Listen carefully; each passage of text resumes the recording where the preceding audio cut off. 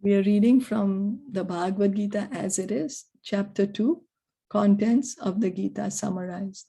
So we heard in chapter 1 how Arjuna is totally overwhelmed and he sits down. He was standing, but he sits down. He keeps his bow and arrow aside and he just sits down on the chariot.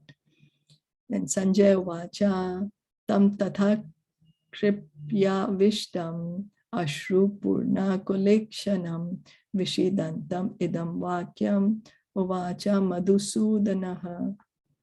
Sanjaya said, seeing Arjuna full of compassion, his mind depressed, his eyes full of tears, Madhusudana Krishna spoke the following words. Purport by His Divine Grace, A.C. Bhaktivedanta Swami Srila Prabhupada. Material compassion, lamentation, and tears are all signs of ignorance of the real self. Compassion for the eternal soul is self-realization. So Arjuna had become so compassionate for all his family members, his friends. Oh, everyone's going to be killed. And here what is said, material compassion, lamentation, and tears are all signs of ignorance of the real self. What does it mean? Does it mean that we shouldn't be compassionate? Compassion for the eternal soul is self-realization. So material compassion means compassion for the body. You know, that we see somebody suffering on the bodily level, then we are compassionate to them. But what is the real compassion? It's compassion for the soul. You know, telling people that, hey, you're not the body, you're the soul. You do not belong here to this material world. Go back quickly to the spiritual world. Chant this Hare Krishna mantra, make this your last life and get out of here. That is real compassion. Why? Because each and every one of us is suffering here in this material world. It's like taking a fish out of the water. We take out a fish out of the water, the fish is always suffering. But as soon as you put the fish inside the water, the fish is happy. So each one of us here in this material world is suffering because we have been taken out of our spiritual atmosphere. We are spirit souls. And so our true home is the spiritual world. So does it mean that we should not have material compassion? We see somebody suffering on the bodily level. Should we become hard-hearted and say, oh, that's okay, you're not the body, you know, you're the soul. So even if you're hungry, I will not give you food.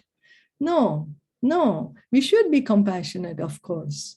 You know, we see somebody suffering, somebody's hungry, we should give them food. But better if we can give them Krishna Prasad.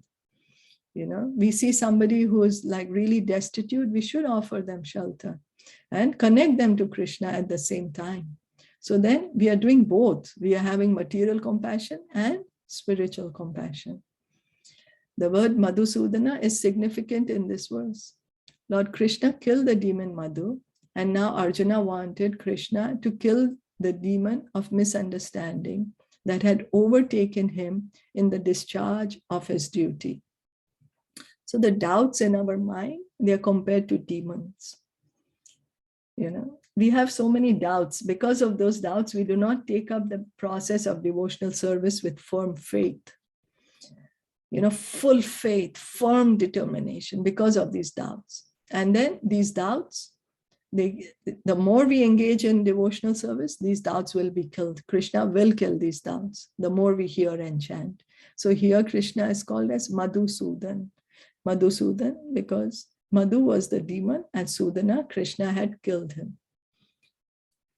So now Arjuna wanted Krishna to kill the demon of the doubt of what he should do, what is his duty. No one knows where compassion should be applied.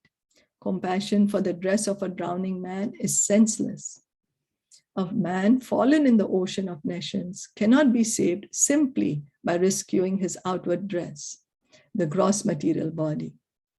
So what does it mean? That if somebody is really inside the water, and then instead of pulling the man out of the water, we just pull out his coat and say, I saved the man, I saved the man. So that is like being compassionate only to the body, giving person some food or some dress, some clothes, but that's just temporary. It's not going to help him get out of the material world. It's not going to put a permanent solution to his distress. The only permanent solution is if we can connect them to Krishna. So one who does not know this and laments for the outward dress is called a Shudra, or one who laments unnecessarily. So we should understand what is material, what is spiritual. We have gotten this human body. So as the responsibility of this human body is, we should try to understand this subject matter. Like we cannot say, oh, I put my hand in the fire, but I didn't know it's going to burn me. Or I was driving on the wrong side of the road and I got ticketed. Why did I get ticketed? Well, before we start driving, we should understand the laws of the country, because we will get ticketed. That's the law. Arjuna was a Kshatriya and this conduct was not expected from him. Lord Krishna, however, can dissipate the lamentation of the ignorant man. And for this purpose, the Bhagavad Gita was sung by him. So Krishna, he can kill all the demons of doubt in our heart. He can remove all the ignorance. Krishna is like the sun. Ignorance is like the darkness. Wherever there is Krishna, there is no room for ignorance. There is no room for darkness. You see, when it's dark, suddenly the sun comes out, everything is bright. So wherever there is Krishna, there is no ignorance. And for this reason, he's given us this Bhagavad Gita. So we need to follow the instructions. Many people, they say, oh, I have been reading Bhagavad Gita since I was small. But are they following the instructions of Krishna? What is Krishna saying? It's important. Or many people, they say, oh, I really respect Bhagavad Gita. Every day they will touch the Bhagavad Gita but not open it. Of course, touching Bhagavad Gita, praying to Bhagavad Gita is very important. It's good, very good, giving the respect. But we need to open it, understand it, follow the instructions. But we also have to understand, who are we hearing from? What Bhagavad Gita are we reading? Is it Bhagavad Gita that has been translated by someone who has putting his own interpretations and misinterpretations for his own personal agenda? Or is it the Bhagavad Gita is translated in the mood as Krishna spoke and as Arjuna understood? Is that Bhagavad Gita coming in the disciplic succession? So that is important. This chapter, and we can understand the result we can understand the result. Is my life changing? Am I actually becoming connected to God? Then we know, oh, this process is real.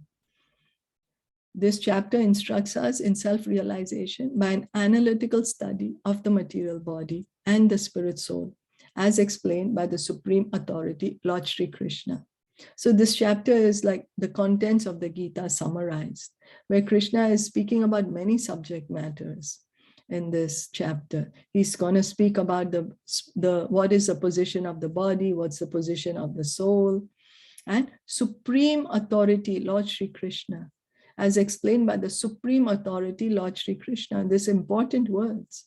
There is no greater authority than Lord Krishna.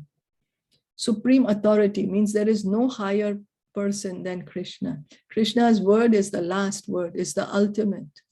There's nothing beyond that.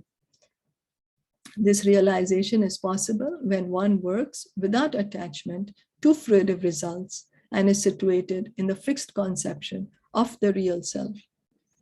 So why is it that they keep saying that, oh, work, but without attachment to the result? Work, but don't be attached to the result. Why? I'm working so hard, I should be attached to the result. I should be able to enjoy whatever I'm working for. Because we are not this body, we are the soul. We have to give up this body one day or the other. And then if we don't understand it now, we will take up another body, still remain in the material world. That attachment to the result will force us to take up another body, still be in the material world. So that's the reason it said work, but don't get attached to the result, because we are the spirit soul, not the body. Is that okay? Yeah. Okay. So shall we stop here for today? Yeah. Okay. A little longer. Yeah, that's longer. Yeah.